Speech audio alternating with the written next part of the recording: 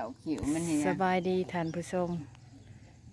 ตอนนี้มาจังหันอยู่วัดกับแม่ใหญ่ ไปให้เบิ่ง มาเฮ็ดบุญ ไปตะบีเบิ่ง สบายดีนะแม่ สบายดี ยกมือพร้อม จักสบายดีอยู่เนาะให้ไป บันทึกไว้บัดเฒ่าและบัดเฒ่าวัดแก่แล้วไว้เบิ่งเนาะมันแม่มมันบ่เต็มเฮาโทรศัพท์เฮาลบเฮาก็สามารถเบิ่งคืนได้เด้ หน้าป้านมาเขากล่องไปให้ตะบีเบิ่ง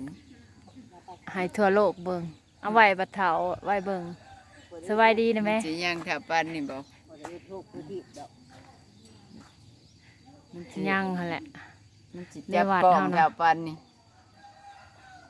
มาจังหัน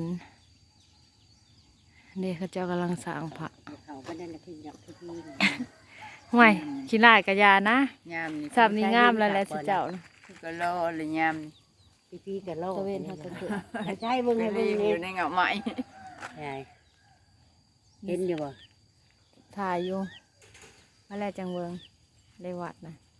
แล้วเขาเจ้ากำลังสร้างพระมาจำหัน แดดก็คือสิอ่อนแน่อยู่มันจะปลายยังเดียว เห็น ลาย ไม่ได้หอกงเห็นโหแจกเห็นอันนี้นะหอผัก ช่องเสียวเพิ่น แจ้งกับประถึกติเลข อันนี้ป้าเพิ่นฮักเป็นเสียวกัน เสียวนั่ จะ นแหละ เปล่าน้ำไป เสียวได้เสียวเลยนี่นะ เสียวใช่ เหยียบผ้ามันถึกอยู่โอ้ยมีแต่อยากเบิ่งเนาะสิเจ้าเลย เบิ่งเลยเนาะ อยากเบิ่งคุณเจ้าจะโคว่าควันนี่นะ หยัง เป็นจะเตะจะตามเถอะ ถ้าจมยัง เจ๊นี่นะคงเจ๊เนาะ เตะ เดี๋ยวว่าเพิ่นกำลังสิสร้างเพิ่นกำลังสิสร้างใหม่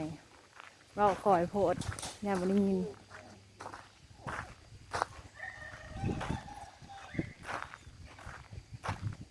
สีมาพี่ป้านมาพี่สิถ่ายรูปให้นี่นี่โครงการสร้างผักเสาผักแทนผักของเรา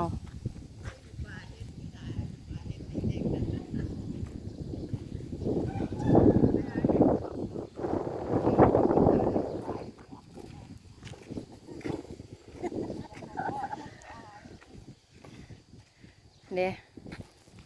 ประตูโค้งกับหอกอง หาเห็ดไปหาเห็ดมามาถ่ายรูปเอากันอยู่กับป่าเห็ดผู